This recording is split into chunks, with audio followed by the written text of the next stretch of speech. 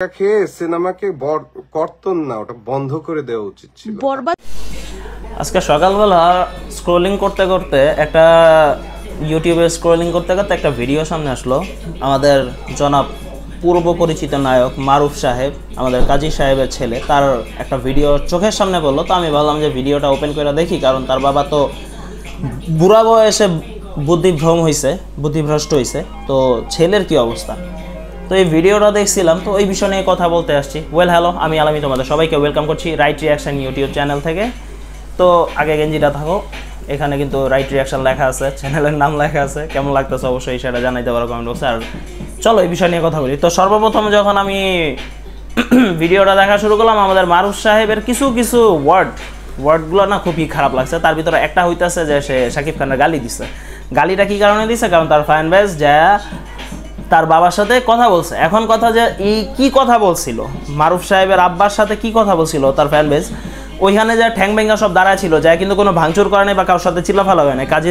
কাজী হায়াত সাহেব আসছে, তখন তারা জিজ্ঞেস করছে যে কোন ভিত্তিতে আপনি একটা সিনেমা কাট করতে চাচ্ছেন, কেন কাট করতে চাচ্ছেন, এই কথাটা জিজ্ঞেস করা হয়েছে। তো জিজ্ঞেস করার পরে কিন্তু তার বাবা নিজেই কিন্তু চিল্লাফালা করে গলা উঁচু করে বলছে, আমাদের মারুফে যত লোক আছে, আমাদের কাজী হায়াতিয়ানো আছে, এগুলা বলছিল। এখন সেগুলারে খুঁজা পাবো নাকি সন্দেহ আছে। আমাদের মারুফ সাহেব সে কিন্তু খুবই ভালো ভালো কিছু সিনেমা করছে, যে সিনেমার ভিতরে তার কমন ডায়লগ আছে, কুত্তার বাচ্চা, এটাই এলাকা তার কমন ডায়লগ পুরো সিনেমার ভিতরে।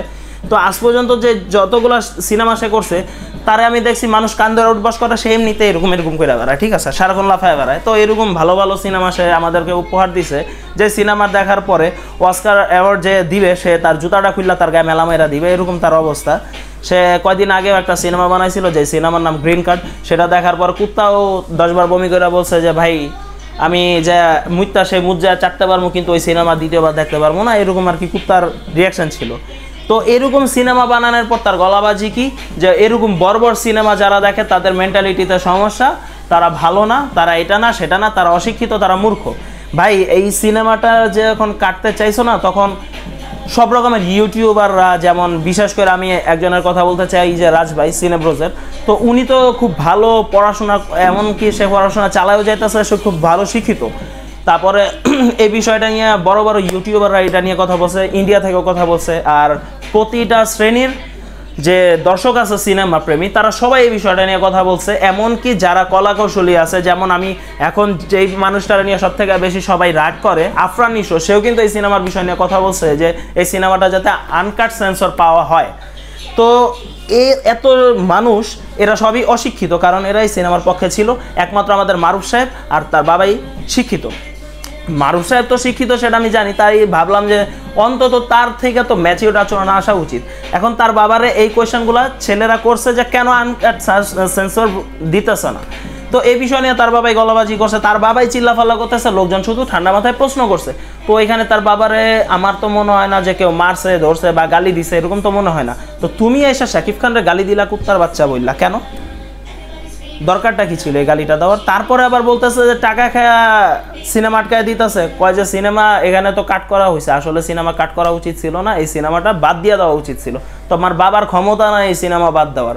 একে তো তুমি কবে ইন্ডাস্ট্রি ছেড়া পালায় গেছো, যে মানুষটা ইন্ডাস্ট্রিটা বাঁচায় রাখার চেষ্টায় আছে, তার পিছনে এবার বাস দেওয়া ধান্দায় আছো তোমরা। বাপ বলা দোনোটারই সেম হালাত, দোনোটারই মাথায় সমস্যা আছে, ঠিক আছে।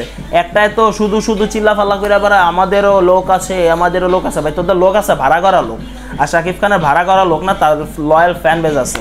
আর খালি ফ্যান বেজ না, এখানে যতটা সিনেমা ইন্ডাস্ট্রি মানে সিনেমা লাভার যারা আছে, যারা সিনেমা দেখে, তারা সবাই এই বিষয়টা নিয়ে আওয়াজ তুলছে। কী কারণে তুলছে? তারা সবাই মূর্খ। একমাত্র তোমরা দুই বাব্বাটাই শিক্ষিত না এখানকার, আর ওই লেগা সেন্সর বোর্ডে যেই সব গরুর বাচ্চারা আছে তারাই শিক্ষিত। আবার কথায় বলতেছে আমাকে রাগিয়েন না, তোরা রাগাইলে কি হবে? আমি বলতেছি তোরা লাগাইলে হবে এটা কি? তুই রাইগা একটু দেখা কি হবে কি? তুই যদি রাগ করস, তোর রাগ করাতে হবে এটা কি? তাহলে এই রাগ করাতে কার কিছু ছিঁড়া যাবে? কিচ্ছু হবে কারো? আমাকে রাগিয়েন না, তোরা রাগাইলে কি হবে? শাকিব খান আমেরিকাতে গেলে কি তুই কিছু করতে পারবি? তুই আটকাই দিবি? তুই কি ওই জায়গার কে? তুই সারা জীবন যারা ক্রিঞ্জ বানায় আসছে, যারা কার্টুন নেটওয়ার্ক চালায় গেছে সিনেমা হলে, কার্টুন নেটওয়ার্কও তো মানুষ দেখে হাসে। এডিরে দেখলে যে মানুষ কি করতে চায় তা মানে মানুষ নিজেও জানে না। আর এরা আইসা ডায়লগবাজি করে, সারা জীবন সিনেমা করছে, সিনেমার মাঝখানে এরকম একটা সিটি কাইটটা এই জায়গায় এরকম রাউন্ড একটা গরুর মতো কাট দিয়া মোস্টারে বড় কইরা আবালের মতো যা ডায়লগবাজি করে বেড়াইছে, এই সব লোকজন আবার আইসা ডায়লগবাজি করে। এইসব লোকজন এসে আবার বলে এটা বর্বর সিনেমা, এটা ভালো সিনেমা। তার বাবার যেসব ক্রিয়েশন করা যেসব সিনেমা ছিল সেগুলো নাকি খুব ভালো সিনেমা, এগুলোর থেকে ভালো সিনেমা আর হইতে পারে না।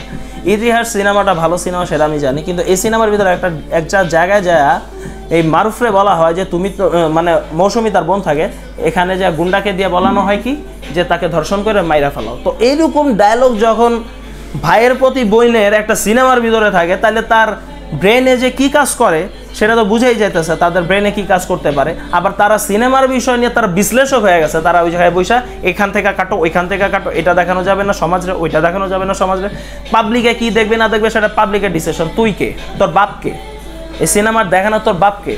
পাবলিকে যদি খারাপ লাগে পাবলিক এমনিতে আওয়াজ তুলবে যে এই সিনেমা বন্ধ করো, বরঞ্চ পাবলিক এটারে বাঁচানোর জন্য আওয়াজ তুলতেছে, ইন্ডাস্ট্রিটারে বাঁচানোর চেষ্টায় আছে, আর তোমরা আসো ডুবানোর চেষ্টায়, আবার ডায়লগবাজিও করে পারো মানুষের সাথে। ওয়েল, এই বিষয় নিয়ে আর কথা বলতেও মনে করো বিরক্তিকর লাগতেছে যে এইসব আঙ্গাল কাঙ্গালগুলোর ডায়লগগুলোও শোনা লাগতেছে আমাদের এই আঙ্গালি কাঙ্গালিদের। বাকিটা আর কি বলবো ভাই, বাকি সবই হলো ইতিহাস, ঠিক আছে? এইটা নিয়ে আর কথাই বলতে চাই না। যাক ভাই, দেখা হচ্ছে নেক্সট ভিডিওতে, ততদিনে সবাই ভালো থাকো, সুস্থ থাকো, নিজের খেয়াল রাখো, আর ভাই ঈদ বোনাস হিসাবে সাবস্ক্রাইব করে দিও, ঠিক আছে? দেখা হচ্ছে নেক্সট ভিডিওতে, আল্লাহ হাফেজ।